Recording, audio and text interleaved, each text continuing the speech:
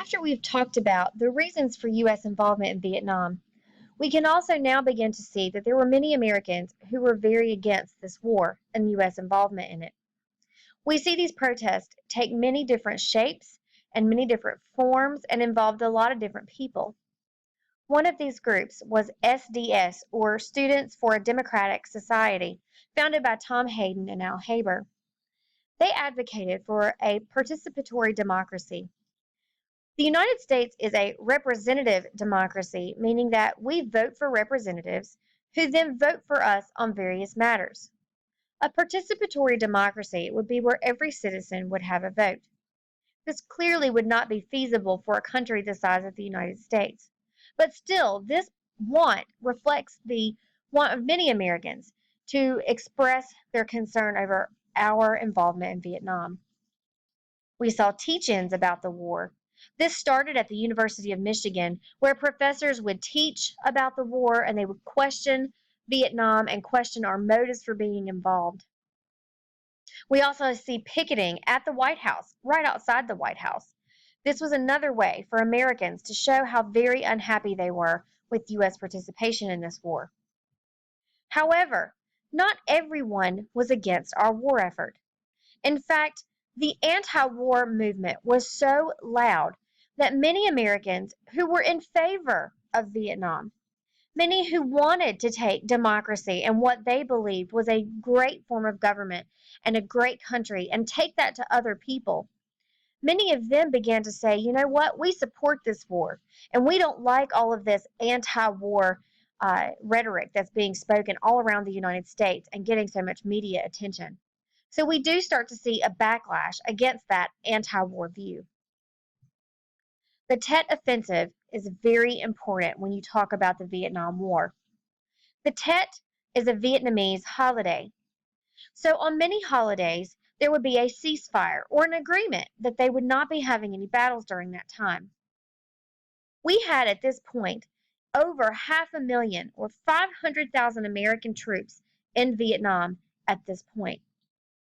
Our leaders were predicting that we were going to be seeing an end to this war very soon. However, in what was seen as a major attack in January of 1968, the Viet Cong launched a major attack and proved that they were nowhere close to being defeated. Since many Americans were predicting that this war would be over, and the Tet Offensive was a clear demonstration that that was not going to happen, it totally demoralizes American troops and again makes them question why we were fighting in this war to begin with. This is going to completely turn public opinion against Lyndon B. Johnson and his plans for the United States in Vietnam. Because of these various reasons, this is going to be considered a major turning point in the Vietnam War. 1968 was a tumultuous year. Johnson decides in 1968 that he is not only going to begin scaling back the war effort, but that he is not going to seek re-election. He would not run for president in that November year. We also saw the assassinations of Martin Luther King Jr. and Robert F. Kennedy. So we've got all of this turmoil related to different areas, and every day people are turning on the news and they're seeing all of this very violent stuff happening. Colleges all over the United States start seeing protests. At Columbia, the protests were over community policies. This is going to last for over a week, where these students come in and they take over part of the campus to begin protesting various issues, a lot of them centered around Vietnam. At the Democratic Convention held in Chicago that year, this is where they would nominate who was going to run for president for them in the November election. Riots break out. This is what you see here in the bottom right corner. These riots break out and they were brutally put down by the Chicago police force under the direction of their mayor. So again, 1968, you start with the Tet Offensive, you move on through that year, and you see where there is just all kinds of terrible things happening, and every day people are seeing things involving the civil rights movement, now Vietnam, political assassinations, all of this happening right at the same time. In that 1968 election, Richard Nixon is going to campaign on ending U.S. involvement in Vietnam. And he wins the 1968 election, making many Americans believe that he would then pull our troops out of this war. This doesn't happen, however. He stays in Vietnam, and he begins a policy called Vietnamization. This is where, instead of keeping Americans on the ground in Vietnam, we would begin to pull out our ground forces and train the Vietnamese troops so that they could do their own fighting, but that we would continue to support them with air support, meaning we would continue to bomb for them. So this was a way that we could help the Vietnamese without having so many troops on the ground. Even though Nixon campaigned on scaling back this war effort, he is actually going to increase our war effort. He begins bombing Laos and Cambodia. If you remember from your map, you know that Laos and Cambodia is where the Ho Chi Minh Trail or the Viet Cong supply lines were coming into South Vietnam. So he was trying to get rid of those supply lines. But this was seen as many Americans as increasing our war effort instead of decreasing it. Nixon refuses to leave Vietnam while admitting defeat. He said he did not want to be the first president to lose a war. But what we will see is that this increase in our war effort, the bombing of Laos and Cambodia, will actually lead to even more protests across the United States. The My Lai massacre in 1968, again, there's that year, 1968, was where American troops were on the lookout for any Viet Cong.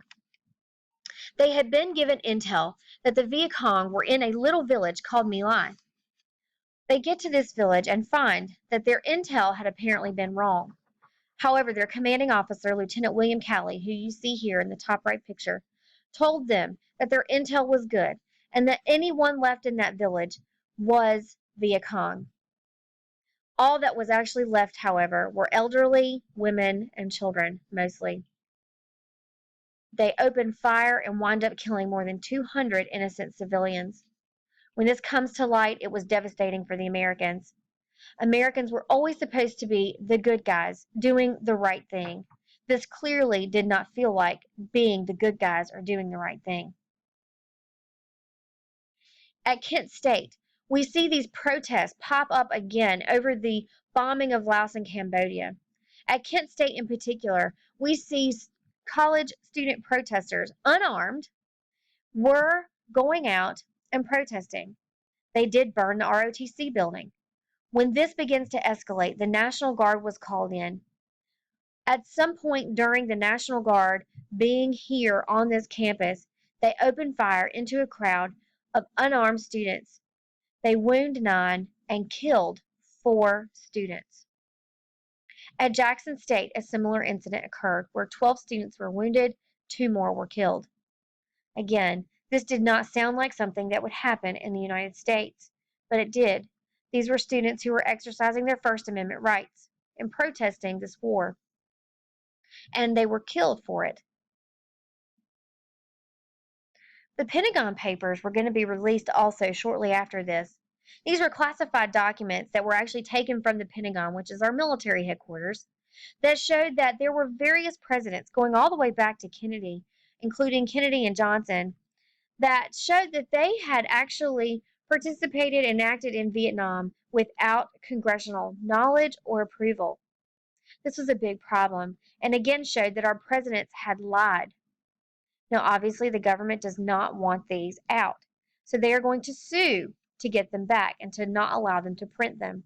However, the New York Times, in a Supreme Court case, New York Times versus the United States in 1971, they were allowed to go ahead.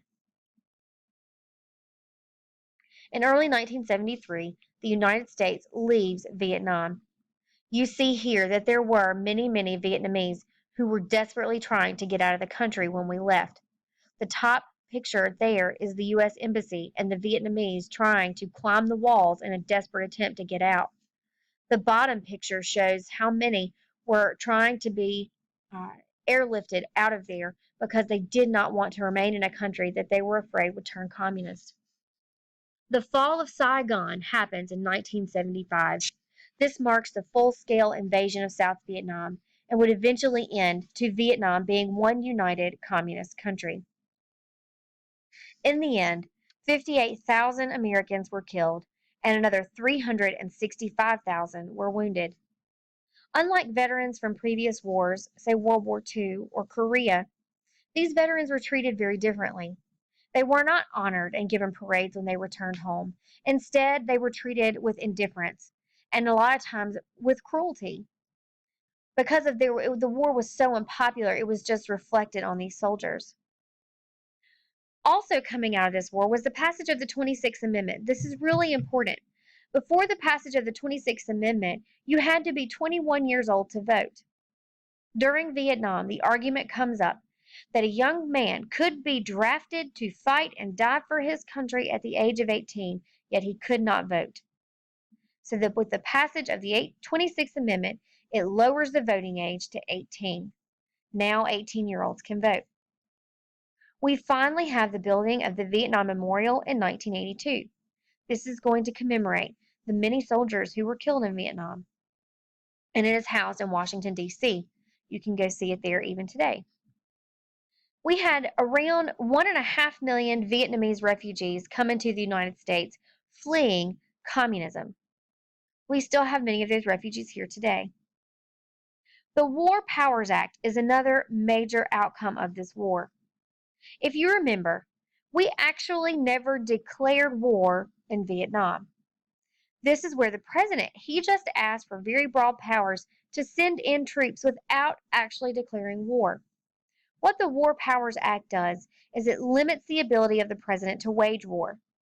Basically, as commander-in-chief, the president can still send troops anywhere he wants in the world, but he must notify Congress within 2 days. Once he sends those troops can only stay in that country for 90 days without an actual declaration of war from Congress. That's why you will see, and you will continue to see, presidents sending troops for short periods of time to various countries in order to help restore order or peace. But we never actually declare war. That is because during Vietnam, we were in that country, had 500,000 troops on the ground, and never had an actual declaration of war from Congress. So we see many things that are going to change about the United States as a result of our participation in the Vietnam War.